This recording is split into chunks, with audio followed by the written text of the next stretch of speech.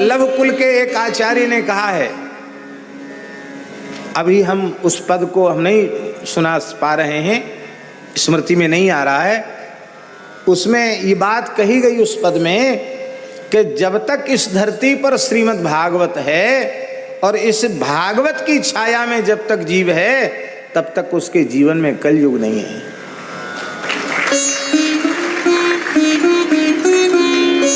हम सब कलयुगी प्राणी हैं, पर श्रीमद् भागवत का आश्रय यदि हमने ईमानदारी से लिया है तो हम कलयुगी नहीं हैं। हम तो सब ठाकुर जी के सखा सखी हैं, हम तो उनके दास दासी हैं, हम उनके हैं और ये हमारे हैं,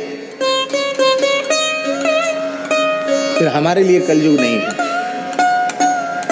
बस हम हो जाएं भगवदीय।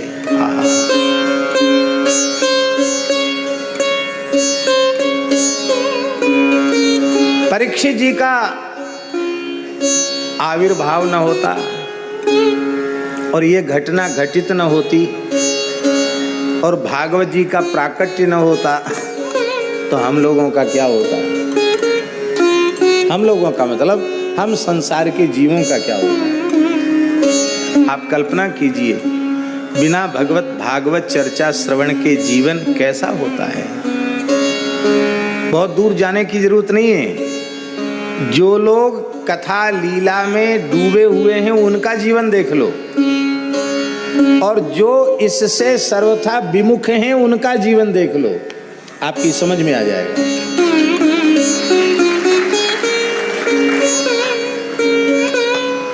बहुत दूर नहीं जाना पड़ेगा, आपकी समझ में आ जाएगा। वे सदा आनंद में झूमते रहते हैं। ये भागवत जी क्या है? ये क्या है भागवत जी? ये कहा गया कि नहीं, पिबत भागवतम रसमालयम्,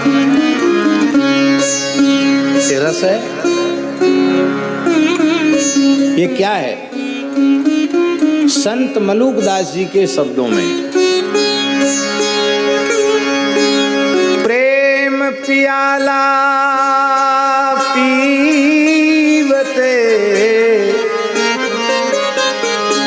ये प्रेम का पियाला यहां से नहीं पिया जाता, कर्ण पुटकों से पिया जाता है। प्रेम पियाला पीवते बिछुरे सब साथी,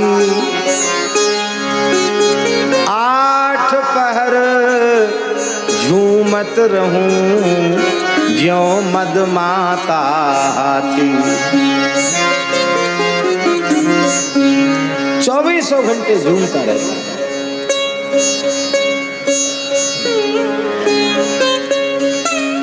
संत नानक जी कहते हैं, नाम खुमारी नान का चढ़ी रहे दिन रहे।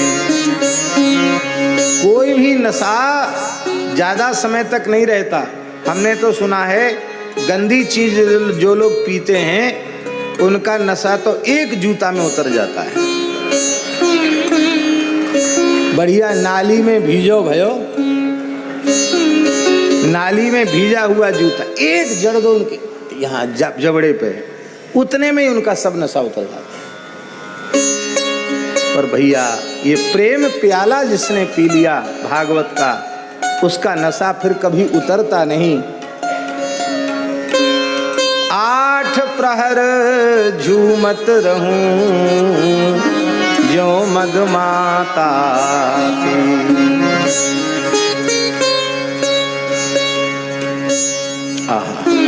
हे राजन, विषयासक्त जो भोगी प्राणी हैं उनके जीवन में हजारों बात कहने सुनने की हैं, करने की हैं, वो सब उसी में उलझ कर रह जाते हैं। सोने में रात बीत जाती है अथवा भोग में दिन धन कमाने की इच्छा में व्यतीत हो जाता है। बचा कुचा समय कुटुंब के भरण पोषण में चला जाता है।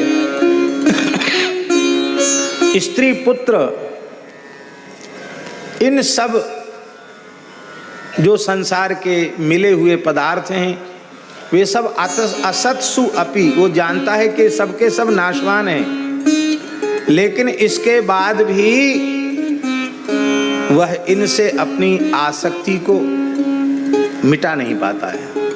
क्यों नहीं मिटा पाता?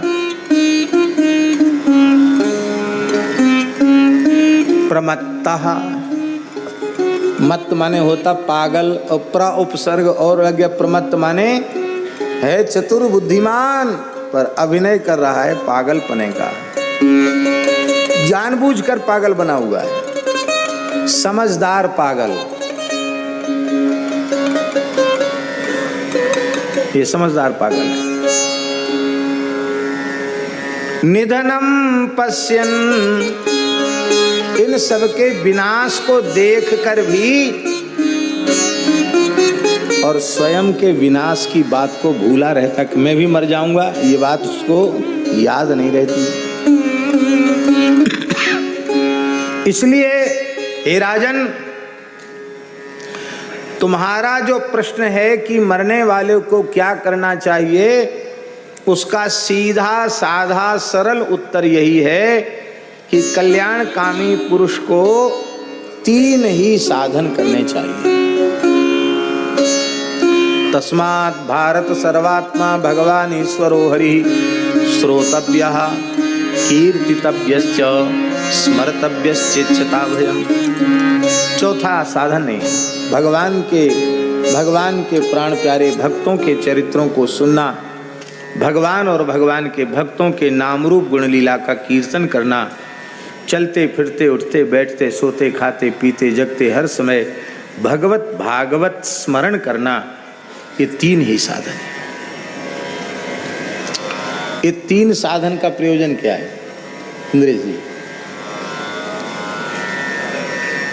कि सौभाग्य से कोई वक्ता मिल जाए तो श्रोतव्य है, भगवान की बात सुनाने वाले मिल जाएं तो लाख काम छोड़ के सुनने लग जाओ। कोटिम त्यक्त्वा हरिम भजेत। स्वामी जी जैसे महापुरुष मिल जाए तो सुनने लग जाओ। और मान लो वक्ता उपलब्ध नहीं है तो कीर्तितव्य है। समान विचारधारा के साधक मिल जाएं, वैष्णव मिल जाएं तो उनके साथ बैठकर कीर्तन करने लग जाओ। और न वक्ता उपलब्ध है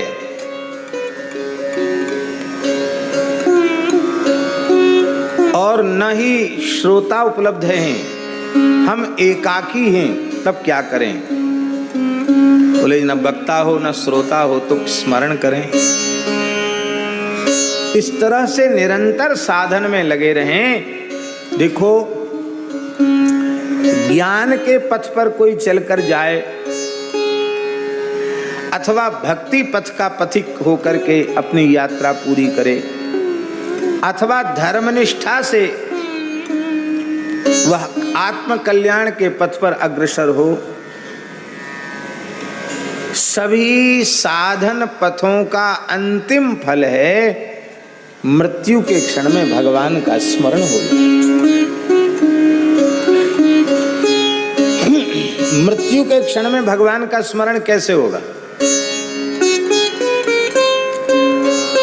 जो प्रिय होता है उसका स्मरण होता है। भगवान अत्यंत प्यारे लगने लगेंगे तो अपने आप भगवान की याद आएगी। और भगवान प्यारे नहीं लगेंगे, कह रे बाप रे बाप, अरे मताई रे मताई, अरे बेटा रे बेटा, रे भैया बचाओ बचाओ, ये कहेंगे। भगवान में प्रियता होगी तो भगवान का स्मरण होगा। भगवत प्रियता सत्संग से ही प्राप्त होती है। भगवान ही हमारे अपने हैं, यह बात बिना सत्संग के समझ में नहीं आती है। मान लो बात पित्त कफ आदि के दोष के कारण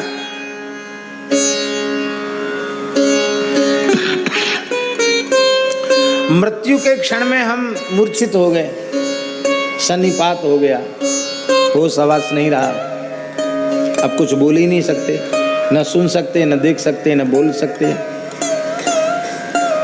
तब क्या होगा?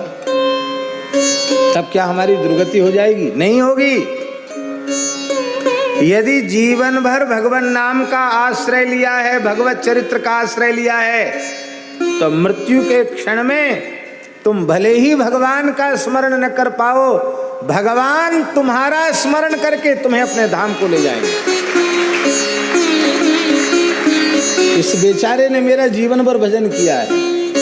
ये यथा माम प्रपद्यन्ते तांस तथैव भजाम में हम अपने मन से नहीं बोल रहे, पुराण में लिखा है नवलाम जी महाराज, स्मृत्वा नयामि मम साधनम, मृत्यु के समय में मेरा भक्त यदि शरीर विकार के कारण बोल न सके तो मैं उस भक्त का स्मरण करके अपने धाम को ले जाता हूँ। भजन करने वाला कभी घाटे में नहीं है, सदा मुनाफे में है। इसलिए आज से, अभी से, इसी क्षण से निश्चय कर लो कि अब जो कुछ भी श्वास भगवान ने जीवन में दी है वे केवल स्मरण के लिए दी हैं। माई मेरे श्याम